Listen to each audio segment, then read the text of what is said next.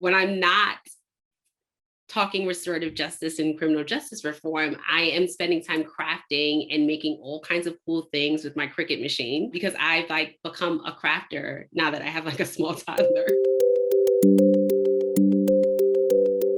My name is Kellsie Sayers. I've been at the center for 4 years. I'm currently the director of restorative practices. There was a point that I would say as a public defender that I felt like I wanted to make a larger impact. I wanted the ability to sort of support my clients in more of their needs. Simply getting someone out of jail was not enough for me. I saw an opportunity to join the center and join this really cool project where we're working with young people before they ever encounter the system.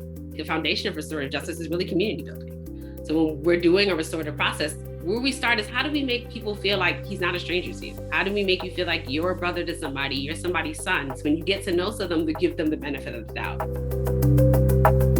Early on in our school's project, it was 2 young men who got into a fight, and it was like a physical altercation. They didn't think they had anything in common, and they sat in circle and was like, oh, I like sports too, and this is my favorite football team. And to just see 2 people who had gotten into this pretty physical altercation, we should be friends. We have the same interests.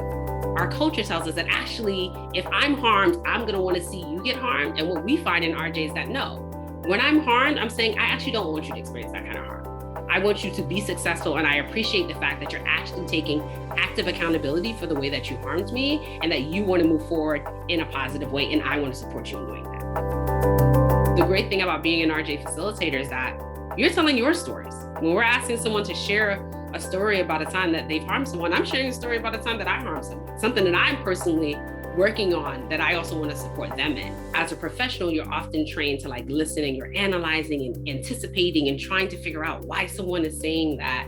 Whereas in Circle, you're just a participant. Someone's going to tell you their story and you're just taking it in as another human being. I feel like I learned so much about myself in trying to do this work and how I show up in the world, and how important it is to really just listen to the people that you're serving.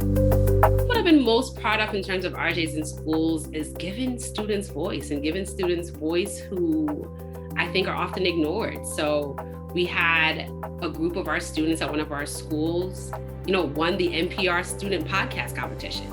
So the idea that we came into schools where these kids, they didn't even listen to podcasts. They're like, what's a podcast? And we're like, actually, I think you have a lot to say. And I think that people need to hear your voice. That's like environmental racism.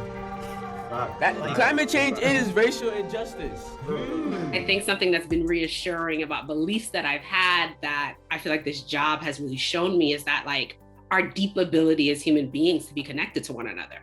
So in restorative practices, oftentimes we're bringing together strangers who really came together in a really horrible moment, and their ability to connect to one another as human beings in circle practice is always a beautiful thing to see. It's something that I intuitively believed as a person, but to be able to practice it and see it day to day to people who thought they had nothing in common, to people who met each other on their very worst day, sit and connect as a human being has been a wonderful thing to see day to day.